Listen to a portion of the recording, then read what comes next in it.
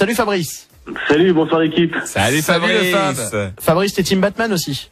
Je suis team Batman, mais je suis surtout team Black Panther en vrai. Hein? Ah, Black Panther. Bah ouais, on l'avait pas dit encore. C'est vrai aussi. Et j'ai pas vu ce film, c'est terrible.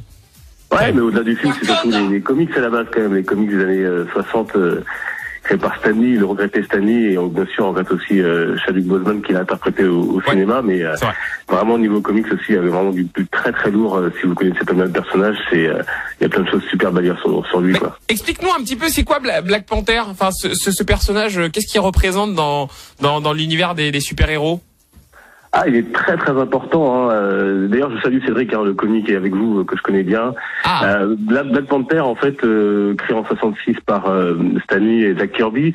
Faut savoir qu'on est dans les années 60, donc la ségrégation raciale est à peu près terminée aux États-Unis, mais il y a toujours de nombreuses discriminations pour les Noirs américains. Et c'est à ce moment-là que Stan Lee, ouais, toujours, bien sûr. Et c'est à ce moment-là que Stan Lee a quand même, avec Jack Kirby, le courage de mettre en avant ce héros qui ne sera pas un héros américain, mais bien un héros africain, donc un héros noir et africain. C'est pas le tout premier, mais c'est celui qui aura marqué les esprits, qui s'appelait Black Panther. Alors, officiellement, ça n'a rien à voir avec le mouvement des Black Panthers, d'ailleurs. Ouais, bien sûr. Le personnage a dû d'ailleurs changer de nom après plusieurs polémiques. Il s'était appelé Black Leopard à une époque.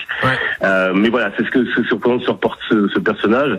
Et jusqu'à aujourd'hui, quand le film est sorti aux États-Unis en 2018, si je dis pas de bêtises, ça a été un énorme succès auprès de la communauté noire, mais pas seulement d'ailleurs, parce que c'est pas un personnage que pour une communauté, mais ça a réveillé certaines choses.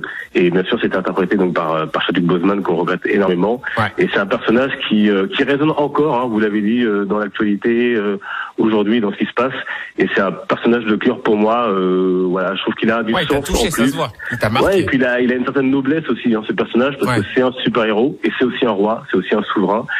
Et c'est un personnage qui m'a marqué, qui me marque encore et que je prends encore beaucoup de plaisir à lire parce qu'il y a de très très bons auteurs, puisqu'on parle de super-héros et c'est super de votre part de donner la parole pour parler aussi de ce pan de la pop culture que sont les comics, parce que les super-héros à la base, pour la plupart, c'est les comics et c'est super d'en parler et Black Panther fait partie de ces personnages qui ont vraiment toute une galerie de lectures qui plairont à vos auditeurs, j'en suis certain, quoi. Mais on va continuer d'en parler dans un instant, et vu que c'est aussi la journée internationale du droit des femmes, nous allons parler des super-héros femmes dans un instant. 21h minuit, c'est Énergie Radio Stream, les amis. On est là, on parle des super-héros ce soir. Quel est votre super-héros préféré?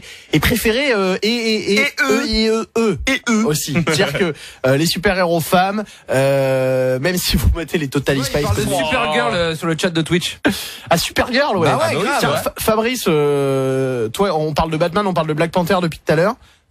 Niveau super-héros féminin, t'es comment? Ah, je suis Team Wonder Woman. Team Wonder Woman. Ah oui. Elle revient souvent. Ouais, mais c'est aussi dans l'histoire, c'est aussi un personnage qui est né très très tôt dans les comics, après Superman, après Batman, et c'est un personnage qui est arrivé très très très très très tôt, contrairement à ce qu'on pourrait croire. Les comics ont vite fait place aux femmes, pas assez suffisamment, mais Wonder Woman, c'est quand même le personnage ultra puissant qu'on peut rapprocher d'ailleurs de Superman, et elle a un charisme de fou, aussi bien d'ailleurs dans les comics qu'au cinéma. Oui, elle est très bien jouée au cinéma. Elle est vraiment très bien incarnée. D'ailleurs, on peut faire un petit peu le tour. Il y a eu Supergirl, il y a eu Wonder Woman. Il y a WandaVision. WandaVision aussi, la série qui marche super bien en ce moment. Et il y a un autre personnage aussi, c'est Captain Marvel, et c'est l'une des plus fortes en fait. L'un des super-héros les plus puissants de l'univers de Marvel, c'est une femme. Exactement, Captain Marvel. Alors on l'a vu, et je pense que vos auditeurs l'ont vu surtout dans les films, au cinéma, dans les comics aussi, elle est ultra puissante. Et effectivement, elle est certains diront ultra cheatée, quoi, comme Superman, mais elle est extrêmement puissante. Et c'est bien d'ailleurs qu'on ait des héroïnes super puissantes. C'est un exemple je pense pour beaucoup de femmes, et pas seulement pour les hommes aussi, parce qu'on peut. Moi, je suis un garçon et j'adore les super héroïnes. Et ouais, effectivement, Captain Marvel est l'un des personnages les plus puissants de l'univers Marvel, de l'univers cosmique Marvel et au-delà, et c'est super, quoi.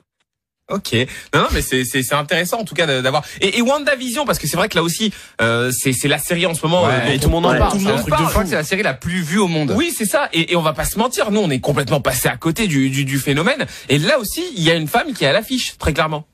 Ouais, c'est ça. Donc c'est Wanda, hein, dans WandaVision, vous avez Wanda et Vision, que les spectateurs ont pu également découvrir dans le MCU à travers les films qui sont sortis. MCU, traduction. Alors MCU, Marvel Cinematic Universe, l'univers cinématographique de Marvel, donc tous les films Avengers, Captain America, Captain Marvel, Iron Man, etc.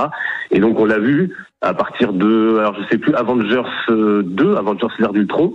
Et donc maintenant, elle a eu sa série là qui vient de se terminer vendredi avec son mari Vision.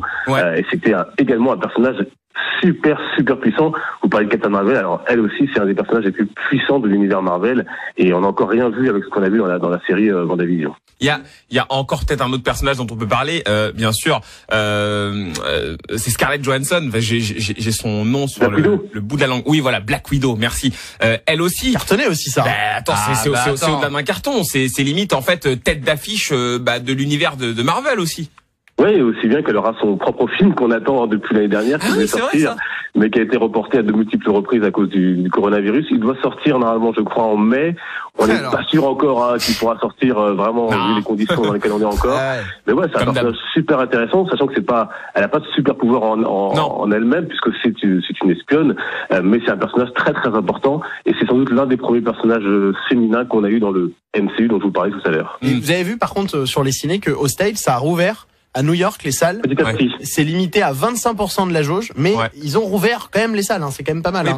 Ouais, ça donne un petit espoir pour chez nous aussi, pour plus tard. On va vers une petite amélioration des familles, quoi. On espère. Surtout avec 25% de la jauge, c'est comme si t'avais un cinéma privé chez toi, en fait, quoi. C'est magnifique. Tu vas juste avec deux cousins et ta tante, et hop, et t'as rempli la jauge. C'est bon, ça part ça, regardez. Par contre, si tu dois te mettre à 8 sièges d'écart, c'est un peu c'est génial. Et Fabrice, donc au final, parce que on parle depuis tout à l'heure des super-héros femmes, il y en a quand même pas mal. La liste, elle est quand même assez balèze. Elle est énorme. Ouais, il y en a quand même pas mal. Alors il y en a des moins connus. Là, on a cité quand même les plus connus. Il y a des personnages très intéressants aussi, comme chez DC Comics, chez Marvel, chez DC comme Vixen, etc. Il y a plein de personnages féminins et elles ont leur place et en fait il faut juste les mettre en avant. Il faut que les scénaristes, je parle notamment du cinéma parce que les comics ça reste quand même un public de niche, hein. On est quelques milliers en France à dire des comics comparé au manga, je veux dire, mais il faut que les scénaristes de cinéma, de séries aient le courage, c'est plus du courage en vérité, hein, le bon sens en fait de les mettre en avant, comme là avec WandaVision, comme avec Black Widow, comme avec Wonder Woman. C'est venu tardivement, mais ça devient de plus en plus et c'est super quoi. Il faut que ça vienne de plus en plus. Et en plus ça marche. Alors ils vont voir que ça marche. Il y a pas qui vont mettre un peu de billets là-dessus, puis ça va. Bah oui, c'est certain. C'est comme ça. Je te confirme. Mais c'est ça, c'est du bise. J'ai une petite question, Fabrice. Est-ce qu'il y a des antagonistes féminins emblématiques justement dans les univers un petit peu de super-héros comme ça? Est-ce que ça manque pas un petit peu justement de méchantes femmes?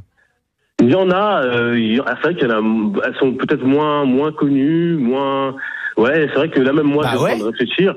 Il y a des personnages comme Cheetah chez Wonder Woman, donc on a peut-être vu, si vous avez vu le film Wonder Woman 84. Il y a quelques personnages, mais c'est vrai que il y a pas de méchantes. Il y en a pas beaucoup. Parler, et c'est vrai qu'elles sont oubliées.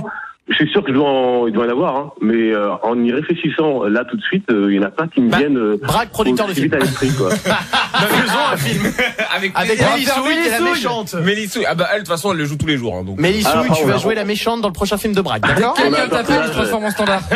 Allez, ça marche. On a un personnage comme Harley Quinn, mais qui est pas vraiment, qui est plus vraiment une super vilaine, mais qui à la base en est une, etc., qui est vraiment là le personnage emblématique de DC dans le côté super vilain, mais qui est au-delà de ça aujourd'hui. Mais c'est vrai que c'est une bonne réflexion. Pourtant il y en a, hein, je pense que. Non mais c'est sûr qu'il y en a, c'est sûr. Mais le truc, Fabrice, tu seras d'accord avec moi, c'est qu'en fait, je te pose la question et ça a du mal à venir. Non mais ça a du mal à venir parce qu'en fait, on se rend compte qu'il y en a pas d'emblématique, tu vois.